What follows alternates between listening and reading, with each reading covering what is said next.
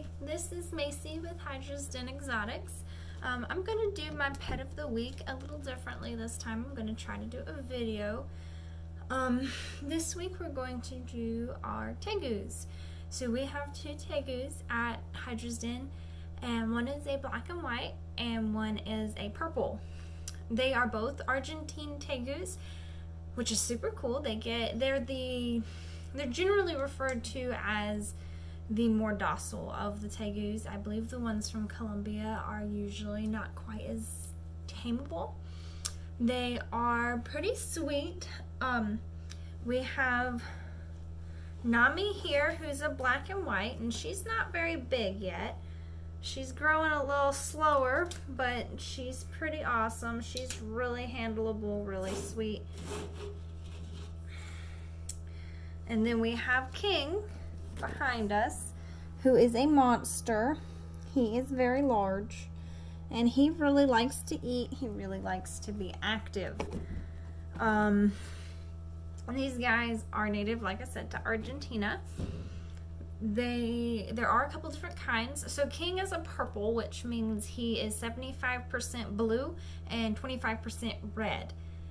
Red and blue are both two different types of tegus. You also have golds, and then black and whites like Nami, and there's a bunch of different kinds as well.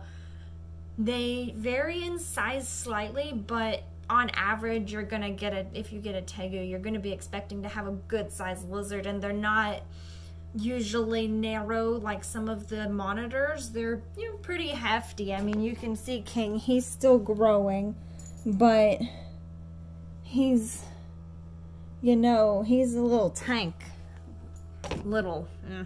He is probably 3 foot long.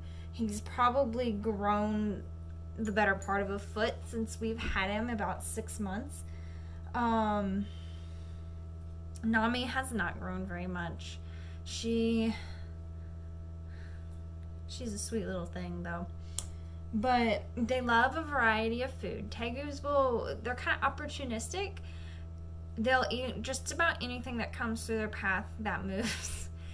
They love eggs, which, you know, don't move, but they'll find them and they will eat them. At the end of the video, we'll give King an egg. He loves boiled eggs. People can give them raw eggs too. I see that a lot, but until he gets bigger, for the sake of less mess, we do boiled, so yolk doesn't get everywhere.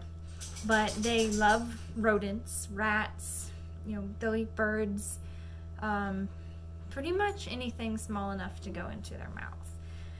They are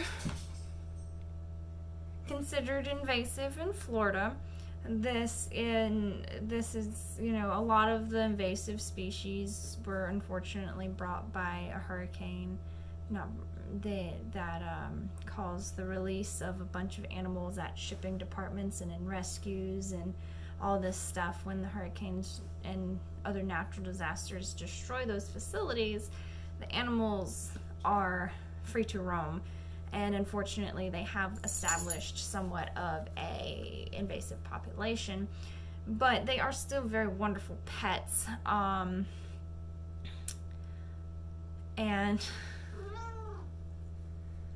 if you have the space to have one, they're great. You just have to work with them. They are very intelligent. I've even heard of people learning or teaching them simple commands such as their name or come here or whatever. Before I ever got one, I wanted one for years because I watched videos and they were referred to sometimes as, you know, the dog version of a lizard. Very cool, very cool. If you don't work with them, they can get a little wily. They might be a little scared because they're not used to being handled, but as long as you work with them, they're, especially from babyhood, they're usually pretty cool. I've known people who let them roam around their house. You can build outdoor enclosures for them. It's pretty cool. There's a lot of different things you can do with them. King right now has a very large tank, but he is going to outgrow this. So one day we are going to actually make outdoor enclosures for these guys plus our monitor lizard, and they'll be able to stay outside. Luckily, the weather down here allows that for most of the year. However, in the winter, tegus brumate. That is basically the reptile version of hibernating. They will do it sometimes for only 4 months. Sometimes they'll do it for 6-7 months. They've been recorded to do it, to brumate for quite a while. And during this time, just like when animals hibernate, like polar bears and stuff, they will basically burrow down. They won't really eat, and they'll just sleep. And they'll do that for, in the wild, they'll do it for about half of the year. In captivity, it is also encouraged to do that, especially if you have any intents on breeding them. It just is their regular cycle and, you know, keeps everything normal. But if they don't do it, it doesn't, from my research, doesn't really seem to hurt them either. They sometimes will just do it whether you want them to or not. And during that time, just like a lot of other lizards, you also lower the heat lights. Like, instead of having it on for 12, 13, 14 hours a day, you would gradually lower it until it's, you know, down to maybe 10 or so, and not put it on them as often. Some people put their tegus in tubs to brumate, and because they're not really moving, they're not really eating. As long as they have occasional access to water, that's cool, but they don't even really drink from most reports. They just go to sleep, and every blue moon they might wake up and kind of move around a little bit, but they pretty much just go right back to sleep. And then that happens in the fall, and then in the spring they'll start waking up again and probably be very hungry, because these dudes definitely have an appetite. I mean, most lizards are known for having pretty crazy appetites in my experience. I love lizards, and they really love to eat. But these guys, considering they have such a long brumation, it makes sense, because they've really got to pack on that body weight so that when they do go into their brumation, they're good. They can last that long. Luckily, unlike mammals, reptiles are cold-blooded, so when they do go into those brumations, or when it's cold, their metabolism isn't working like ours is, because they don't have to make themselves warm, we do. Now, if they do get too cold, obviously it would kill them, but they have the benefit of when their metabolism goes, you know, when they get cold, their metabolism is going down. Now, this also does mean that they can't move around hardly at all, because they're cold and their body functions are very significantly slowed. But for the wintertime, when there's not hardly any food available, that kind of is a benefit, because they can just burrow and not really have to worry about anything for months. And when they wake back up, they do so with a vengeance, and they want everything to eat.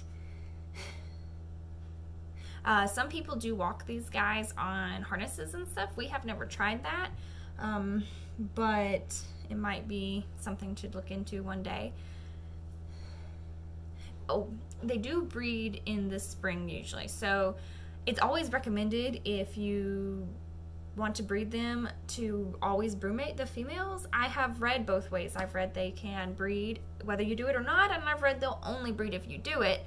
But a lot of animals do benefit from that cycle, because in the wild, that's what triggers the females to produce eggs. So a lot of the time after the brumation, you know, during that time she would have been making eggs, and then when they come out and emerge in the springtime, it would be time for fertilizing those eggs and then laying them.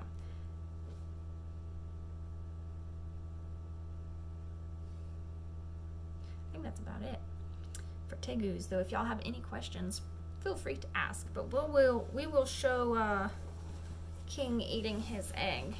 Nami doesn't really like eggs. She's not big enough yet.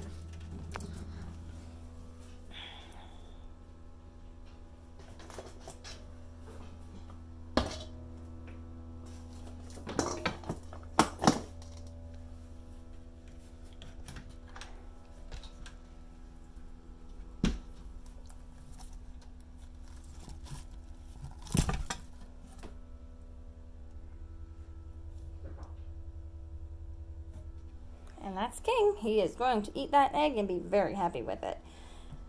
He gets all kind of things. Rats, mice, chicken livers, chicken gizzards, sometimes fish. So I hope y'all enjoyed that. This is my first attempt at making a video for the pet of the week, which I know I don't necessarily do every week, but you know, there's effort, I promise. But I will see y'all hopefully next week. Bye-bye.